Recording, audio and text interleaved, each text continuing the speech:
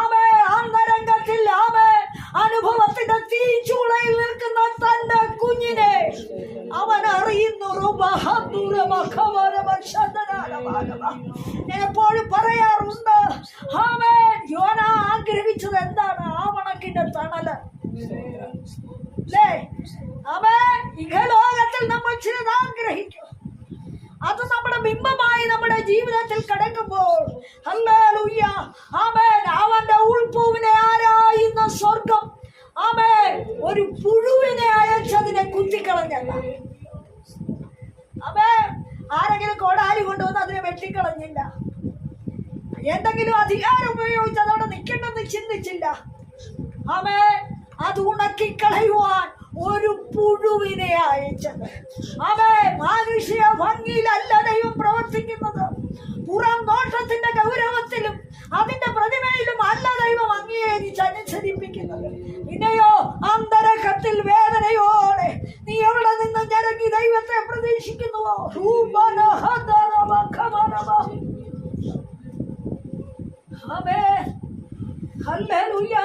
പരിശുദ്ധാത്മാവ് ശക്തമായി വ്യക്തമായി നമ്മളോട് ഇടപെടുന്നുണ്ട്. ആമേൻ, എതിരദേശത്ത് നടക്കുന്ന ഭൂതഗ്രസ്തൻ ഹല്ലേലൂയ, അവൻ മലയിൽ നിന്ന് മലയിലേക്ക് ചാടി അവൻ ചങ്ങല ഉരുമി പൊട്ടിച്ച് കല്ലുകൊണ്ടിടിച്ച് മരണത്തെ കാത്തു നടക്കുമ്പോൾ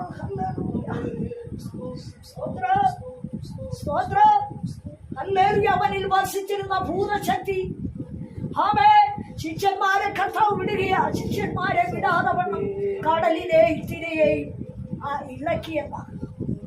എന്നാൽ ഹല്ലേലൂയ, യേശു കടന്നു വരുന്നത് കണ്ടിട്ട് അവൻ ചോദിക്കുന്ന ഒരു കാര്യമുണ്ട്.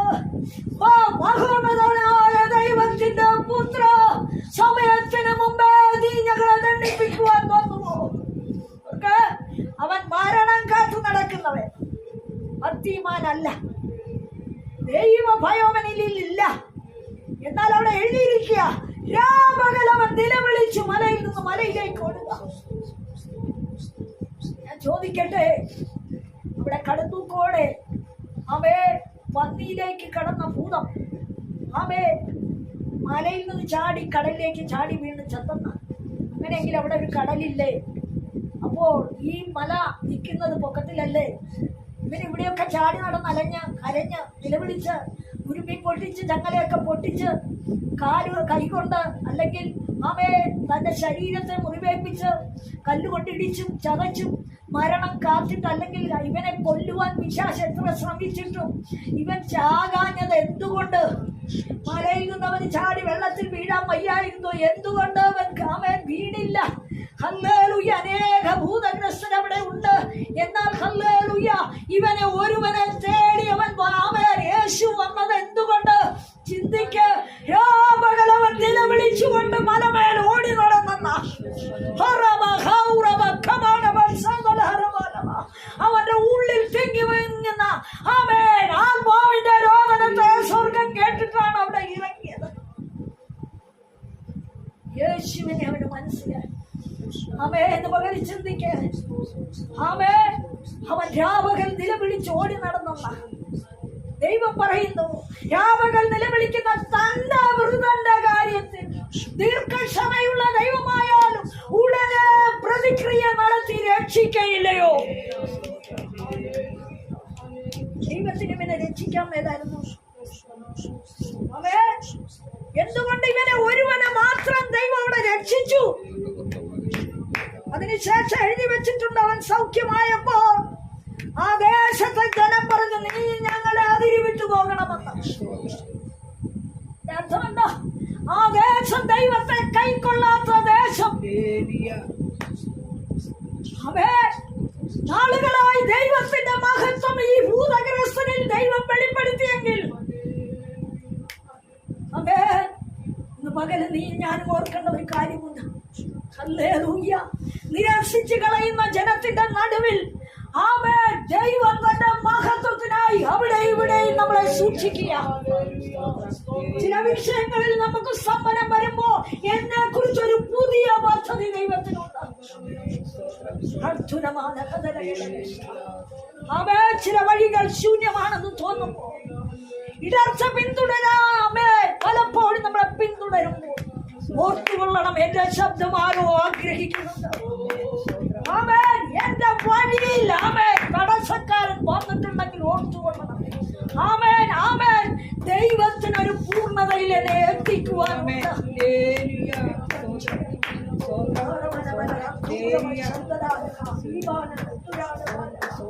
യേശുവിന്റെ നാമത്തിൽ അടയട്ടെ, അനുഭവങ്ങൾ കാലിപ്പോകട്ടെ, സൗന്ദര്യം വരട്ടെ, പരിഹാസം വരട്ടെ, നിന്നാവശ്യം വരട്ടെ, ശാപവാക്ക് ശത്രു ചൊല്ലട്ടെ, പരിഹാസമേതു ആയിക്കൊള്ളട്ടെ. എന്നാൽ അത് നിനക്ക് അനുഗ്രഹത്തിന്റെ വഴിയാണ്.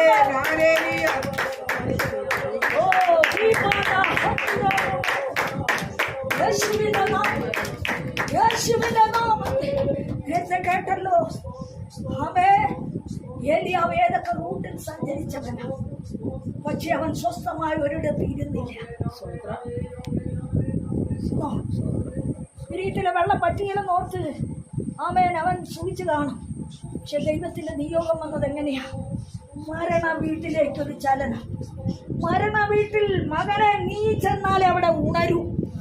ജീവൻ അവിടെ വെളിപ്പെടണമെങ്കിൽ അവൻ ജീവശ്വാസം ഊതിയവന്റെ ശ്വാസം നിന്റെ മേലുണ്ട്. അവന്റെ ശക്തി നിന്നെ തൊട്ടിട്ടുണ്ടെങ്കിൽ അവൻ ചിലരെ തൊടാൻ നിന്നെ വിടും. ഏറ്റവും ജയമെടുക്കട്ടെ. അതിനെന്ത് വേണം? നീ നിന്നെ തന്നെ ഒരുക്കുന്ന വ്യക്തിയാക്കി, നീ നിന്നെ തന്നെ അരമൊറുക്കുന്ന വ്യക്തിയാക്കി. അതിന് നിന്നെ ആവശ്യമാണ്, അടി ആവശ്യമാണ്. സ്തോത്രം. ഹല്ലേലൂയ. എനിക്ക് ഒത്തിരി പറയാനുണ്ട്, എന്നാൽ പെട്ടെന്ന് ഒരു വാക്യം എടുക്കാം. മത്തായി സുവിശേഷം 16-13 വാക്യം. യേശുവിന്റെ നാമത്തിൽ ആമേൻ. ഹല്ലേലൂയ. വായിച്ചേ. യേശുവിന്റെ നാമത്തിൽ 16-13.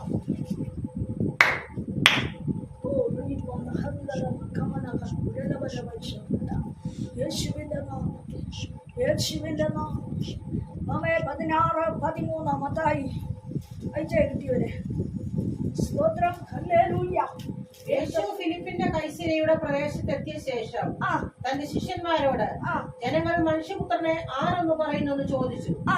ചിലർ യോഹന്നാൻ സ്നാപകനെന്നും മറ്റു ചിലർ ഏലിയാവെന്നും വേറെ ചിലർ യെരമ്യാവോ പ്രവാചകന്മാരിൽ ഒരുത്തനോ എന്നും പറയുന്നു എന്നവർ പറഞ്ഞു. നിങ്ങളോ എന്നെ ആരെന്ന് പറയുന്നു എന്ന് അവൻ ചോദിച്ചതിന് മതി മതി. നമ്മൾ ഒത്തിരി കേട്ട ഭാഗമായി.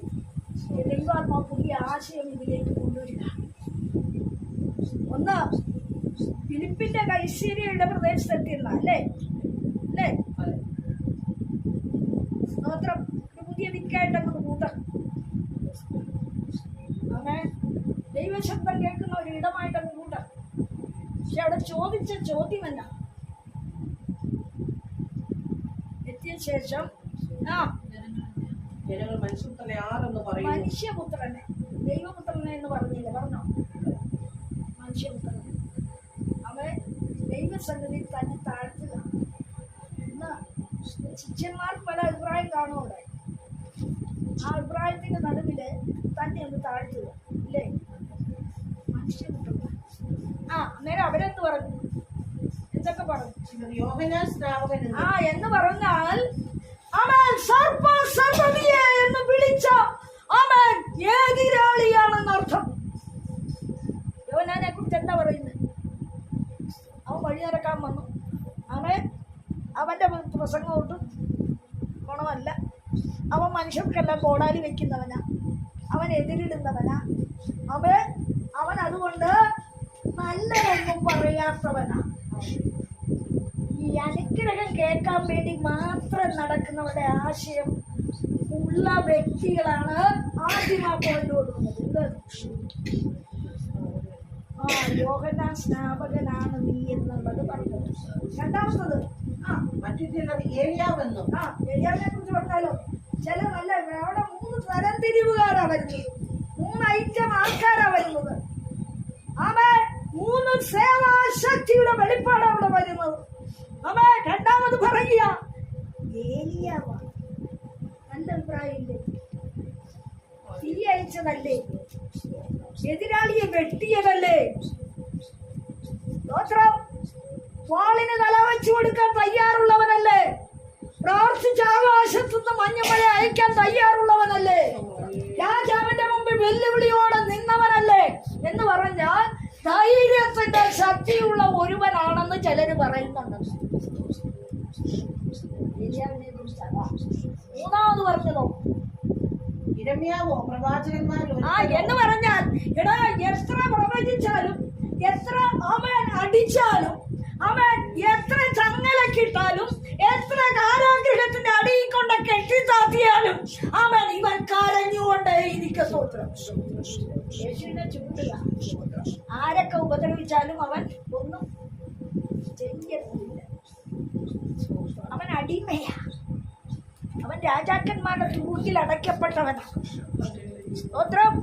അവൻ ഒന്ന് വിവേചിച്ച് ഹല്ലേലൂയ നമുക്ക് വിവേചിക്കാം. സ്തോത്രം. എന്താണ് അവൻ? ഹല്ലേലൂയ. ദൈവപുത്രനെ മനുഷ്യപുത്രനെ ആര്? സ്നാപകയോഹന്നാൻ, എലിയാവ്, ഇരമ്യാവ്. 3 തരംതിരിവ് എന്ന് പറഞ്ഞാൽ ഈ തരത്തിലുള്ള വ്യക്തികളുടെ സ്വഭാവമുള്ളവനായി ഇവൻ നിൽക്കുന്ന ജനത്തിന്റെ വിവേചനമാണ്. സ്തോത്രം. നിൽക്കുന്ന ജനത്തിന്റെ വിവേചനമാണ്. ജനങ്ങൾ എന്നെ ആരെന്ന് പറയുന്നു. സ്തോത്രം. അപ്പോ പ്രവാചകന്മാര് വന്നതെന്തിനാ?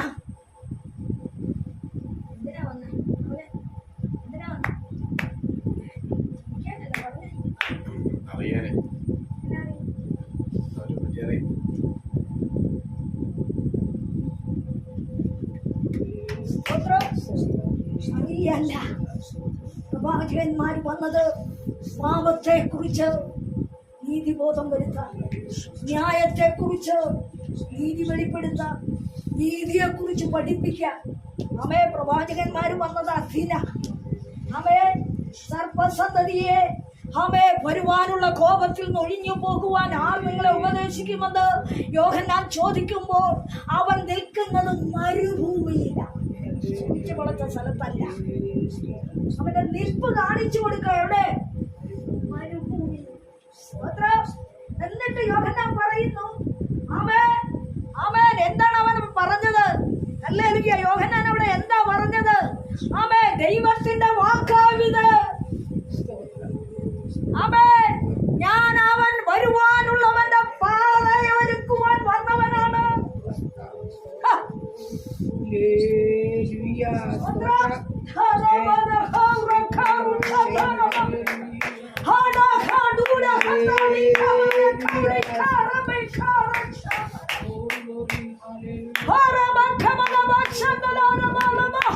മരുഭൂമിയിൽ നിൽക്കുന്നവന് തീയുണ്ട്. അവന്റെ മേൽ ദൈവശക്തിയുണ്ട്. യുദ്ധം ചെയ്യാമെടുക്കട്ടെ. എന്നാൽ ആ ദൈവശക്തിയുടെ ശക്തി പ്രദർശനമല്ലവൻ നടത്തിയത്. വരുന്നവന്റെ ചെരുപ്പിന്റെ വാർ കുനിഞ്ഞടിപ്പാൻ യോഗ്യനല്ല ഞാൻ.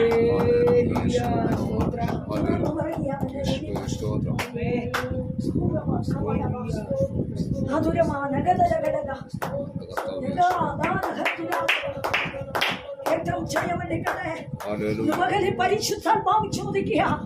ഹല്ലേലൂയ. ദൈവ ശബ്ദം കേൾക്കുമോ നീ എളിമപ്പെടുമോ? പകരം നീ നിഗളിക്കുമോ? അതോ നീ എതിരിടുമോ? നീ വാദിക്കുമോ? നീ ശണ്ട കൂട്ടുമോ? നീ പിന്മാറി പോകുമോ? ദൈവ ശബ്ദത്തെ നീ ആട്ടിക്കളയുമോ? ഏതാണ് വലുത്?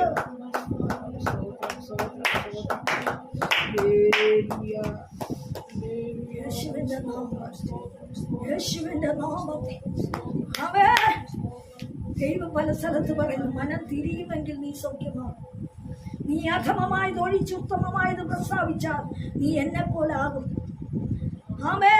നിന്റെ വായ ഞാൻ മൂർച്ചയുള്ള വാൾ പോലെയാക്കി എന്റെ കൈയുടെ നിഴലിൽ നിന്നെ ഒളിപ്പിക്കും.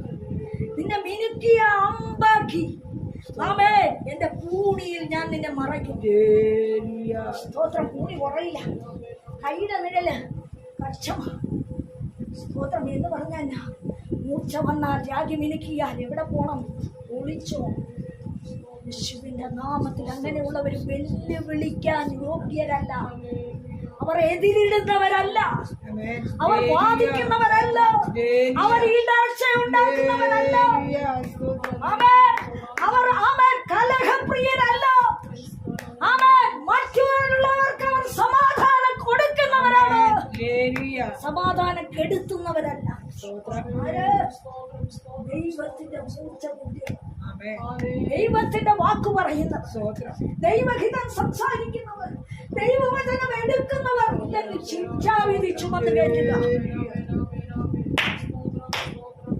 അങ്ങനെ ചിന്തിക്ക്. ഞാൻ മൂലം വല്ലവർക്കും സ്വസ്ഥത കൊടുത്തിട്ടുണ്ടോ?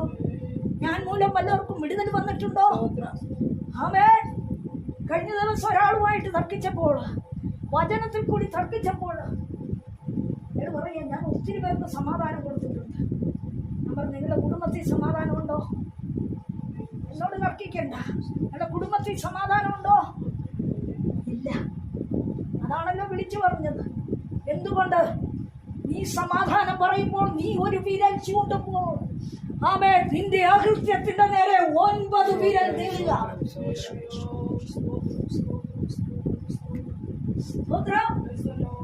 നിനക്ക് പാലിക്കുവാൻ പറ്റാത്ത കാര്യത്തെ നീ ചുമലിൽ എടുക്കരുത്.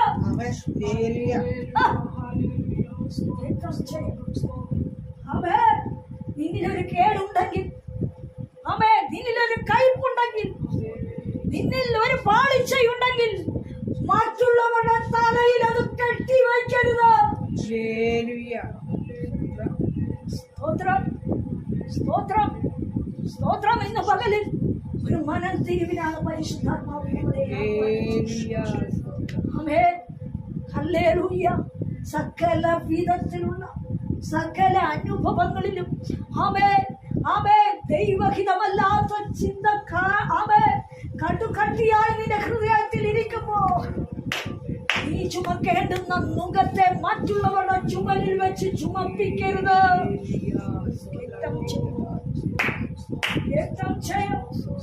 കഴുത സകല പാണ്ഡവും എടുക്കും, പക്ഷെ കഴുതയാണെന്ന് ഓർത്ത് അധിക ചുമട് കൊടുക്കരുത്. യുദ്ധം ജയമെടുക്കട്ടെ, യേശുവിന്റെ നാമത്തിൽ ജയമെടുക്കട്ടെ. ആമേൻ. 3 തരം വ്യക്തികളെ അവിടെ വെളിപ്പെടുക. എന്നാൽ ജനം കാണുന്നത് എന്താ? യേശുവിനെ കുറിച്ച് 3 തരത്തിലെ വ്യക്തി സ്വഭാവം. ആമേൻ. 3 തരത്തിലെ വ്യക്തി സ്വഭാവമുള്ള വ്യക്തിയാണ് നീ എന്ന് ജനം പറയുന്നത്. സ്തോത്രം, സ്തോത്രം. എന്നാൽ അടുത്തത് ആമേൻ, ഹല്ലേലൂയ, യേശുവിന്റെ നാമത്തിൽ പലരും പലതും പറയട്ടടാ. ആമേൻ. അപ്പം തിന്നവനും അടയാളം കണ്ടവനും, സ്തോത്രം, എന്റെ നന്മ അനുഭവിച്ചവനും സൗഖ്യമായവനും, തിങ്ങിക്കൂടിയവനും, തിക്ക് കാണിച്ചവനും, ആമേൻ, നല്ലവനെന്ന് അഭിനയിച്ചവനും, ആമേൻ, കിട്ടിയ അപ്പകഷ്ണം കൊണ്ട് അർഹതയില്ലാത്തടുത്തു കൊണ്ട് കൊത്തിക്കൊണ്ട് ഇട്ടുകൊടുത്തതും ഒക്കെ ദൈവത്തിന് അറിയാം. ഇല്ലേ? ആ, സ്തോത്രം. എനിക്കറിയാം. നല്ല വചനം അങ്ങോട്ട് കൊടുക്കുമ്പോ ഇപ്പൊ വലിയ വലിയ കർത്തൃദാസന്മാരാ പൊക്കിയെടുക്കുന്നതൊക്കെ പ്രസംഗിക്കാൻ. ഇവനൊന്നുമില്ല, ഇവന്റെ ഭൂണിയിലൊന്നും ഇല്ല. ആമേൻ. ഒരു പ്രവാചകനിൽ നിന്ന് ഒരു പ്രവാചകൻ വചനം മോഷിച്ചാൽ അവൻ കള്ളനാണ്. അവന്റെ കയ്യിലൊന്നുമില്ല.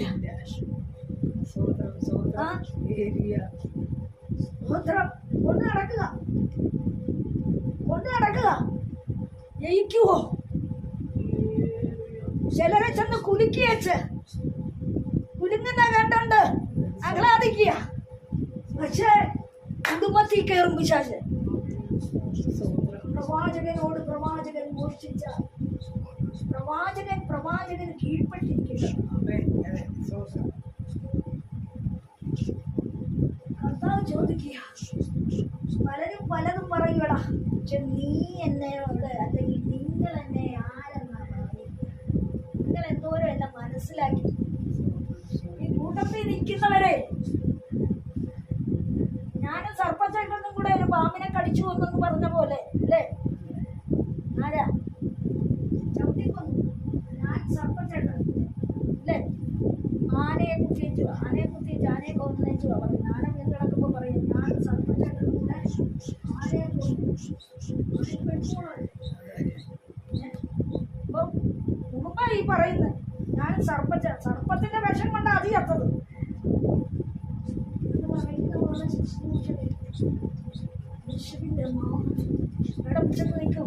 ഭർത്താവ് ചോദിക്കാൻ നിങ്ങൾ എന്നെ ആരെന്ന് പറയും?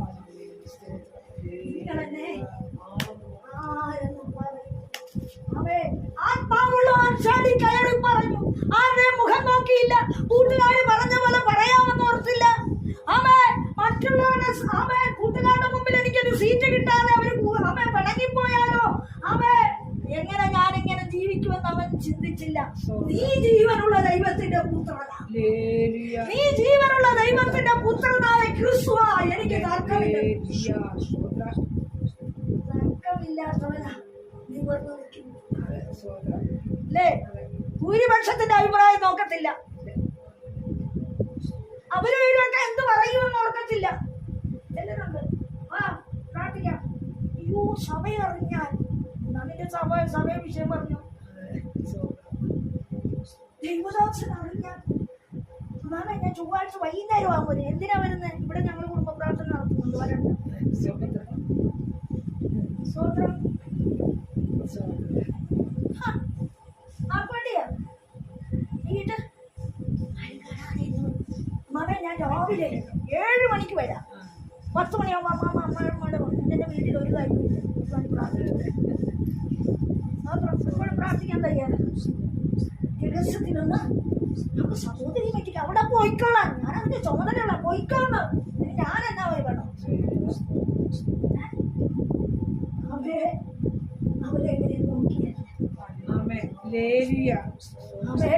നീ ജീവനുള്ള ദൈവത്തിന്റെ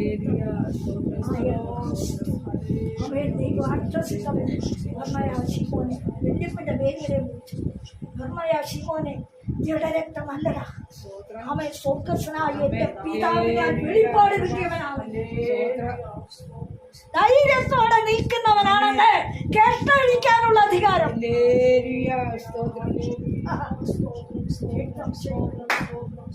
അവൻ എല്ലാരും നോക്കി വെച്ചാ നിങ്ങളാരും അല്ല ഇതുപോലൊക്കെ പറഞ്ഞത്. ഞാനാ പറഞ്ഞത്. അതുകൊണ്ട് എനിക്കാണ് ഈ ശുശ്രൂഷയൊക്കെ കിട്ടിയത്. അവൻ അഭിമാനിച്ചില്ലത്. ഇനിയോ അയ്യോ 11 പേർക്ക് കൊടുക്കാത്ത ഇവന് കൊടുത്താൽ ഇവരെല്ലാം കൂടെ എന്നെ കല്ലെറിയെന്ന് യേശുവും ചിന്തിച്ചില്ല. ചിന്തിച്ചോ? ഇല്ല. അവൻ സ്വർഗസ്വനായ എന്റെ പിതാവിനാൽ നിനക്ക് വെളിപ്പാട് തന്നതാണല്ലോ. ഇത് ചുമ്മാതെ നിന്റെ നാവിൽ വന്നതല്ല. ആരും പറയാത്ത ഈ വെളിപ്പാട് നീ പറഞ്ഞെങ്കിൽ അവൻ സ്വർഗം തുറക്കുവാനുള്ള അധികാരം നിന്റെ മക്കൾ ഞാൻ ഏൽപ്പിക്കുക. ഇവരെ നിൽക്കുന്നവനാണ്. ദൈവവചനത്തിന്റെ ശക്തിയിൽ വിശ്വസിക്കുന്നവനാണ്. ദൈവഹിതത്തിന് വേണ്ടി ഓടുന്നവനാ വിടുതല്. രക്തം ജയം ഇപ്പോൾ കണ്ടില്ലെങ്കിലും, ഇപ്പോൾ അനുഭവം വന്നില്ലെങ്കിലും, ഇപ്പോൾ പൂർണ്ണത കിട്ടിയില്ലെങ്കിലും, ഇപ്പോൾ സ്വസ്ഥത ഇല്ലെങ്കിലും ഒരു പൂർണ്ണത അടുത്ത് നിൽക്കുക.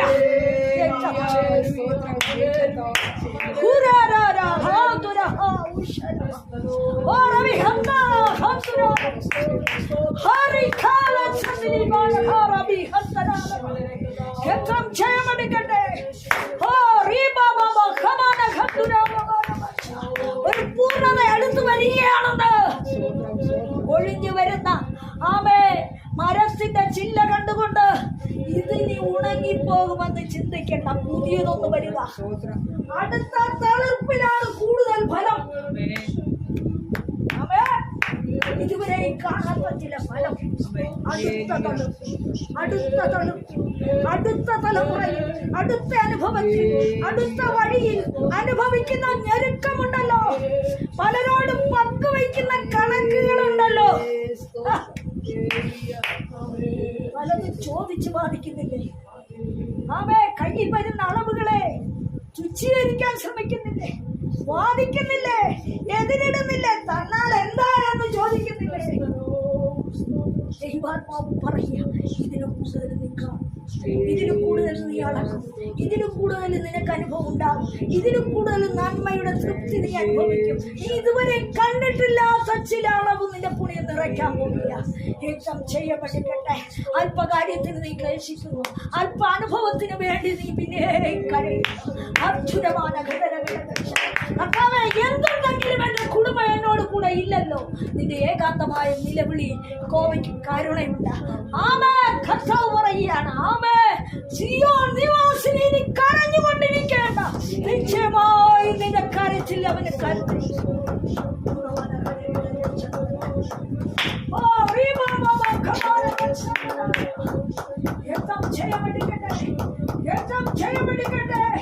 പലപ്പോൾ ചോദിക്കുന്നുണ്ട്, ഒന്നിനോടൊന്ന് കൂട്ടിവെക്കുവാൻ, ഒരനുഭവത്തിന്റെ പൂർത്തിയിലേക്ക് എനിക്ക് ചുവട് വയ്ക്കുവാൻ, ഒരളവെന്റെ മടിയിൽ ശേഖരിക്കുവാൻ, അളന്നിട്ടില്ലാത്ത ചില അളവുകൾ എന്റെ മടിയിൽ വരുത്തുവാൻ ഞാൻ എന്ത് ചെയ്യണമെന്ന് നീ യാചിക്കുന്നു. ആത്മാവ് നിന്നോട് പറയുന്നു, നീ കണ്ടിട്ടില്ലാത്ത ചില അളവുകൾ, നീ അളന്നിട്ടില്ലാത്ത ചില അനുഭവങ്ങൾ, നീ എത്തിയെടുക്കാത്ത ചില അനുഭവങ്ങൾ നിന്റെ കയ്യിൽ നീ അറിയാതെ വരുന്ന ദിവസങ്ങൾ മുൻപിലുണ്ട്. എങ്ങനെ എന്റെ ജീവിതത്തിൽ അവൻ എന്റെ വഴിയിൽ എന്റെ അനുഭവത്തിൽ ഞാൻ പൂർണ്ണത കണ്ടെത്തും ആരും അറിയില്ല. ഒരു കണ്ണ് കണ്ടില്ല, ഒരു ഹൃദയത്തിൽ തോന്നിയില്ല, ഒരു മനസ്സിലറിയാതെ നിന്റെ കാര്യങ്ങളെ ദൈവം നടത്തി കഴിഞ്ഞു.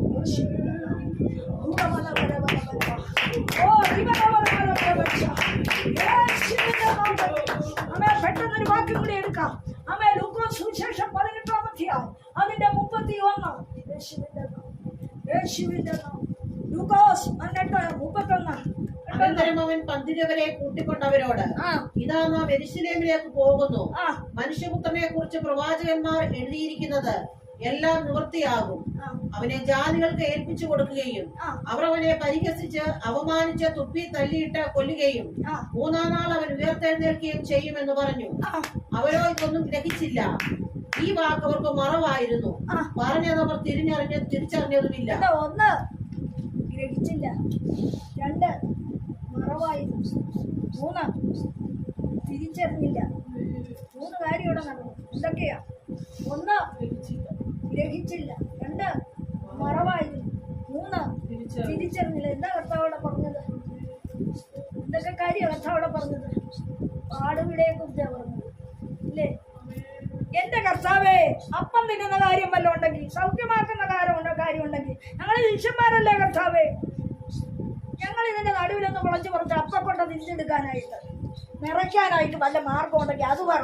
നിനക്ക് പാടുവിട വരുന്നെങ്കിൽ നീ അനുഭവിച്ചോ, നീ ബ്രൂശി കയറുന്നെങ്കിൽ അതനുഭവിച്ചോ, ജാതി നിന്നെ തുപ്പിയ നീ അനുഭവിച്ചോ. ലോകജനത്തിന്റെ ആഗ്രഹം എന്താ? പ്രാർത്ഥിച്ചോ ഞങ്ങളിവിടെ നിങ്ങൾക്ക് എങ്ങനെ ആയിക്കോട്ടെ, ഞങ്ങള് സൂചിക്കും. ഞങ്ങൾക്ക് അവിടെ എങ്ങനെ വരാനൊന്നും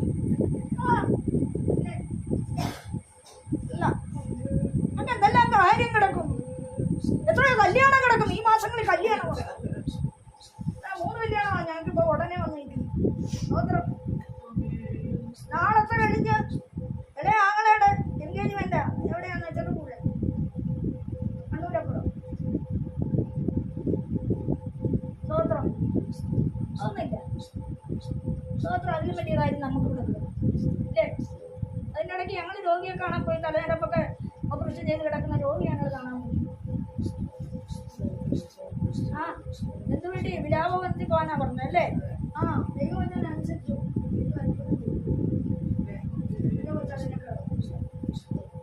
കുറിച്ച് വളയ്ക്കാനല്ല, പിന്നുള്ള കാര്യം വിചാരി പറയാം. അതൊന്നും വേണ്ടതാ, അങ്ങോട്ട് പോകണ്ടതാ, ഇത് വേണ്ടതാ, പിന്നെ പോകേണ്ടതാ, ആത്മബലമല്ല. അമേ സന്തോഷ ഭവനത്തിൽ പോകുന്നതിന് നല്ലത് വിലാപനത്തിൽ പോകുന്നത്. ലഭിക്കുന്നവരാരാ?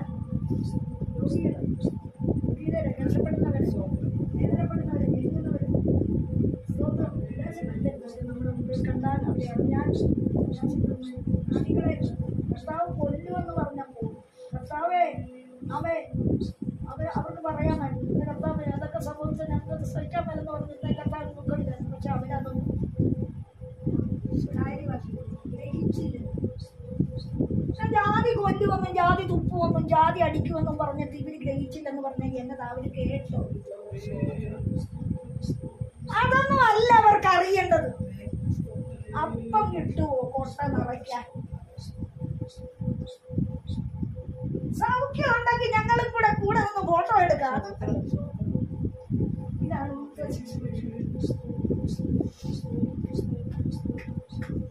പക്ഷെ രണ്ടാമത്തെ കാര്യം അവയെ ഒന്നും ഗ്രഹിച്ചില്ല. മറവ് എന്താ മറച്ചത്?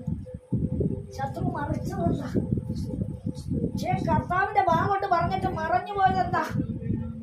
എന്തുകൊണ്ടാ മറഞ്ഞത്? എന്തുകൊണ്ടാ ചില കാര്യം മറഞ്ഞത്? ദൈവത്തിന്റെ ശത്രുതാവിന് വെളിപ്പെടുമ്പോൾ അതിനെ മറച്ചു കളയുന്ന ശത്രുവാര് ഈ ലോകത്തിലെ ആവശ്യവും മറക്കൽ. അതാണ് മറം വിഷയം. അതിനേലും വലുതായിട്ട് നമ്മൾ അതാണ്. മൂന്നാമത് തിരിച്ചറിഞ്ഞില്ല. കർത്താവിനെ നിനക്കറിയാൻ പറ്റില്ല.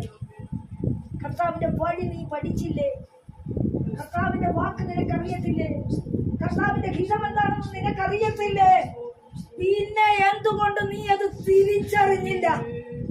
ആമേ, ഈ ലോകത്തിലേക്ക് ലൗകിക വിഷയത്തിൽ നിന്റെ കണ്ണുടക്കുമ്പോൾ കർത്താവിനെ നിനക്ക് വ്യക്തമാകത്തില്ല. അതല്ലേ ബാല്യക്കാരിയായ സ്ത്രീ